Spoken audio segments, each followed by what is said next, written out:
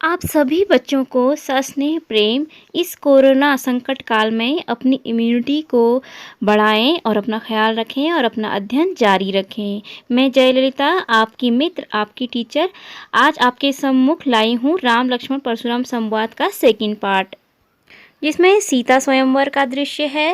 राम द्वारा शिव धनुष टूट गया है और परशुराम जी बहुत क्रोधित हो रहे हैं और लक्ष्मण जी से उनका वार्तालाप हो रहा है। तो परशुराम जी अपने क्रोध को इस प्रकार व्यक्त कर रहे हैं। देखेंगे चौथे चौपाई का भावार्थ। कौशिक सुनहु येहु बालकु, कुटिल काल बस निज कुल घालकु, भानुवंश राकेश कलंकु, निपट निरंकुशु अबुदु असंकु। तो जो परशुराम जी हैं वह विश्वामित्र से कहते हैं, हे विश्वामित्र सुनिए, यह जो बालक हैं लक्ष्मण, यह बहुत ही मंद बुद्धि का है और यह बहुत ही कुटिल है और यह काल के वश में होकर बोल रहा है और अपने कुल का घातक है।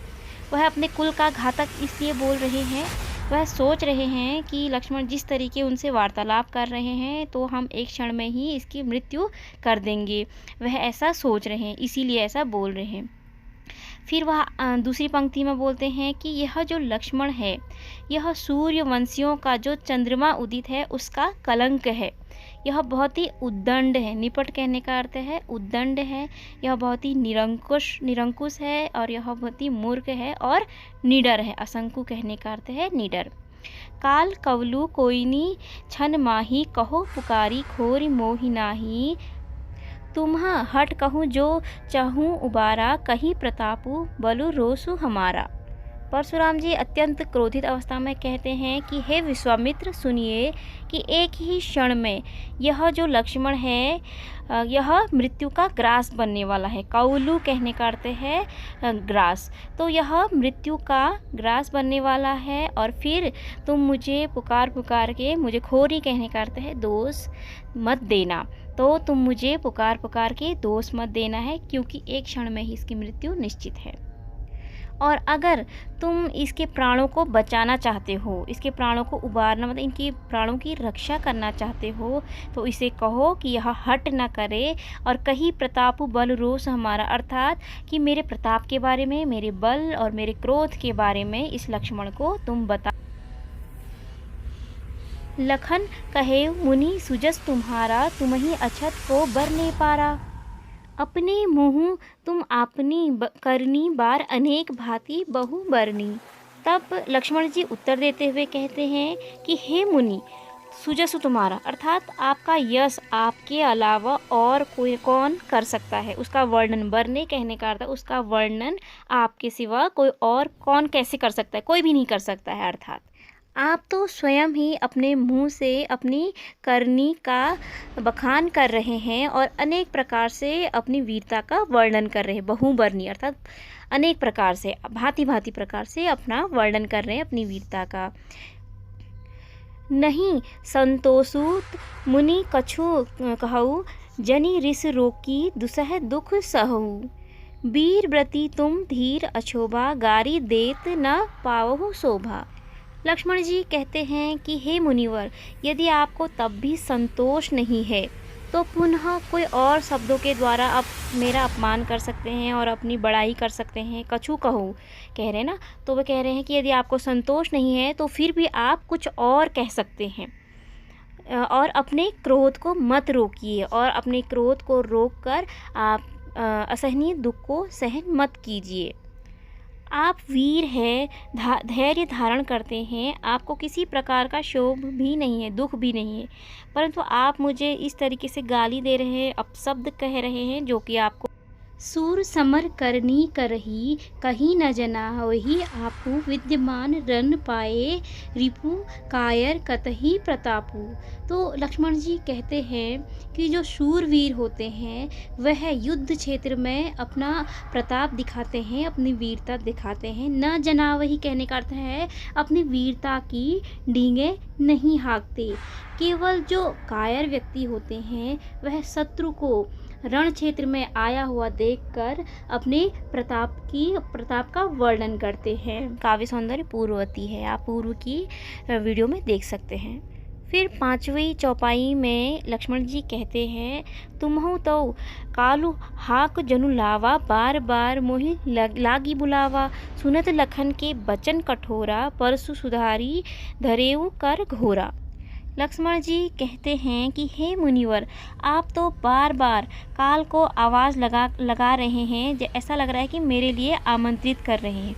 लक्ष्मण जी के यह कड़वी बातों को सुनकर जो परशुराम जी होते हैं वह अपने फरसे को संभालने लगते हैं।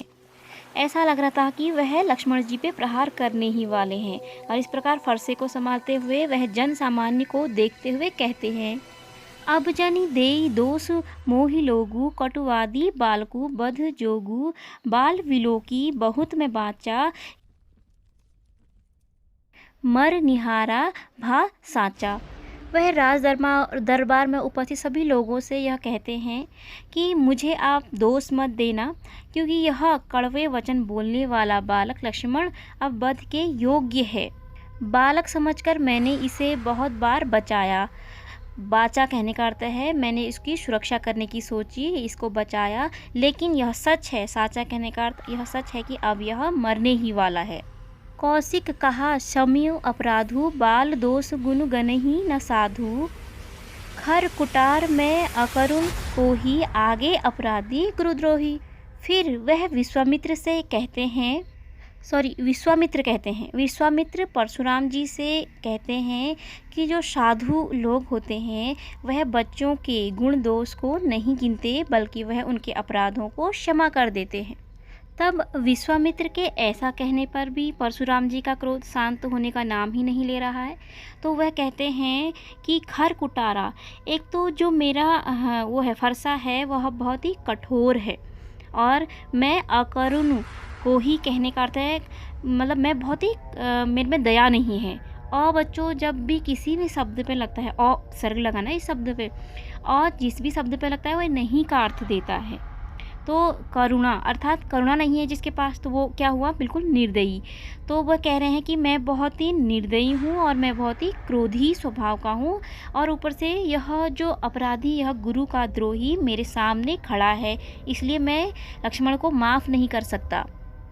उत्तर देत छोड़ो बिन मारे, केवल कौशिक सील तुम्हारे। वे कहते हैं कि मेरी बातों का इस प्रकार निर्लज्जता से उत्तर देने पर भी अगर मैं इसे बिना मारे छोड़ रहा हूँ, तो हे विश्वामित्र, यह तुम्हारा ही गुण है, तुम्हारा सौम्यतापूर्ण गुण है कि मैं इसे नहीं मार रहा। नत ये ही काटी कुटारा, कठोरे गुरही उरिन होते हूँ श्रम थोरे। वे कह रहे हैं नहीं तो मैं अभी तक इस कुल्हाड़ी से इसे काट देता और अपने गुरु के ऋण से उऋण हो जाता। गुरु के ऋण से मुक्त होने से तात्पर्य है कि पहले ज़माने में गुरु दक्षिणा दी जाती थी बच्चों, तो वे ये कह रहे हैं कि मैं इस लक्ष्मण को मार कर अपनी गुरु दक्षिणा गुरु को देता और गुरु के ऋण से मुक्त हो जाता। गाधी सुनु कह हृदय हसी, मुनहि हरियरे सूझ, अमय खाट के उखमय अजहु, न बूझ अबूझ। परशुराम जी के ऐसा कहने पर जो विश्वामित्र हैं वे मन ही मन हंसते हुए विचार कर रहे हैं कि परशुराम जी को हरा ही हरा सूझ रहा है। हरा ही हरा सूझ रहा है एक मुहावरा है। इसमें का अर्थ होता है बच्चों कि जब कोई व्यक्ति अभिमानवश ये सोचता है कि मेरी हर जगह विजय हो जाएगी, तो वह यही कह रहे हैं कि परशुराम जी को सभी जगह हरा ही हरा सूझ रहा है। वह राम और लक्ष्मण को एक साधारण क्षत्रिय समझ रहे हैं, जबकि वास्तविकता यह है कि जो राम लक्ष्मण है वह लोहे की बनी हुई एक खड़क के समान है, तलवार के समान है, न कि चीनी की कोई डली है जो कि मुंह में रखकर एकदम गल जाए।